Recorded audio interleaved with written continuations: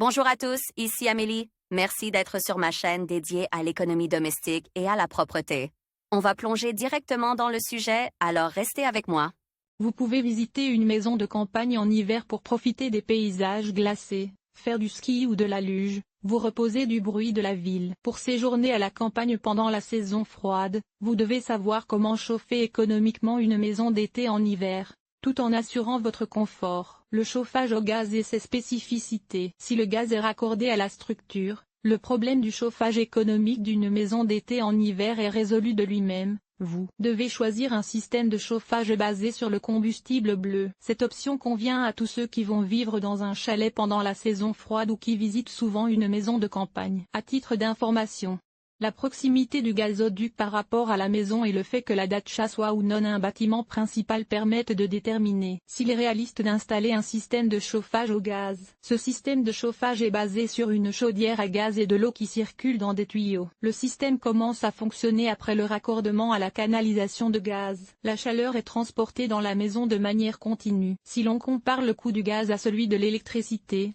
la première ressource est beaucoup moins chère. Cependant, le système de gaz doit être surveillé en permanence. Avant une longue absence de la datcha, il est nécessaire de vider l'eau contenue dans les batteries. En effet, lorsque la chaudière ne fonctionne pas, l'eau des tuyaux gèle, ce qui peut entraîner leur rupture. Pour installer et couper la conduite de retour de chauffage de la chaudière, il est nécessaire d'obtenir au préalable l'autorisation du service du gaz. L'installation ne peut être effectuée que par des spécialistes. Il existe une autre option pour chauffer une datcha en hiver sans utiliser d'électricité. Utiliser des bouteilles de gaz comprimé. Cette méthode est très économique et pratique lorsque les communications sont éloignées du chalet et qu'il n'est pas possible de les joindre. Les bouteilles de gaz doivent être raccordées à la chaudière à l'aide d'un réducteur. Ce type de chauffage est non seulement économique, mais il ne pollue pas l'environnement. Il est important de contrôler en permanence l'état de fonctionnement du système et de respecter les règles de sécurité. S'il devient possible de se raccorder à l'alimentation centrale en gaz,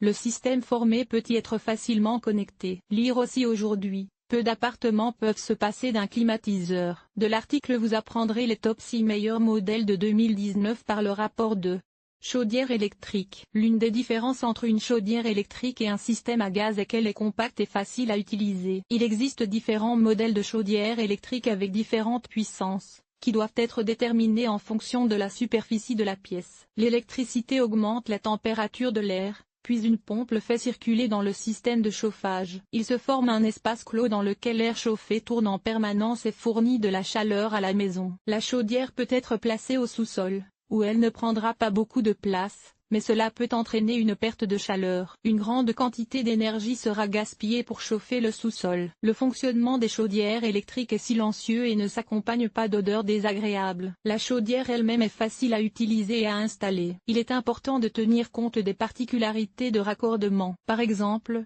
si la chaudière fonctionne à faible puissance, 3,5 kW, il faut lui fournir une dérivation séparée du tableau de distribution et installer une protection automatique. Les chaudières puissantes, à partir de 7 kW, doivent être raccordées à un réseau triphasé. Cette méthode de chauffage d'une maison d'été est plus coûteuse qu'un système de chauffage au gaz, mais elle est très pratique et facile à installer. Lors de l'aménagement de la maison, il est recommandé d'allouer à l'avance un espace spécifique à la chaudière, de préférence dans une pièce séparée de l'espace de vie. Ainsi, les pertes de chaleur seront minimes et l'électricité sera dépensée plus économiquement. Autre méthode de chauffage d'une maison de vacances. Dans certains cas, il n'est pas possible de se passer de radiateur électrique dans une maison de datcha. Ils se répartissent entre les types suivants. Infrarouge, ils émettent un rayonnement doux, très apte à chauffer la pièce. Ils sont installés en haut du mur ou au plafond. La pièce se réchauffe rapidement. Si nécessaire, vous pouvez régler la température. Il n'est pas difficile d'installer un tel appareil de chauffage, et il prend très peu de place. Les appareils de chauffage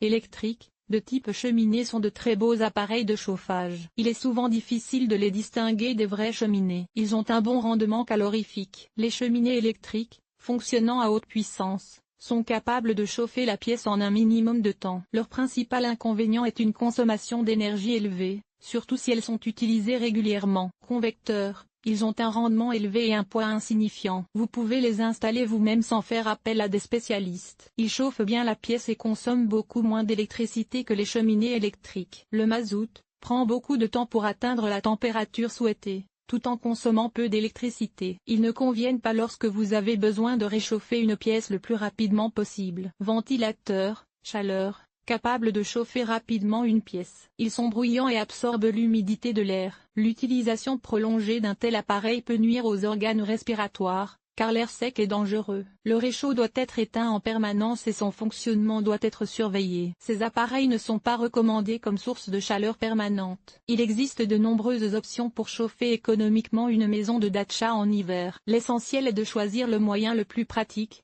adapté à telle ou telle situation. Les vacances d'hiver seront alors confortables et inoubliables. Que pensez-vous de cet article?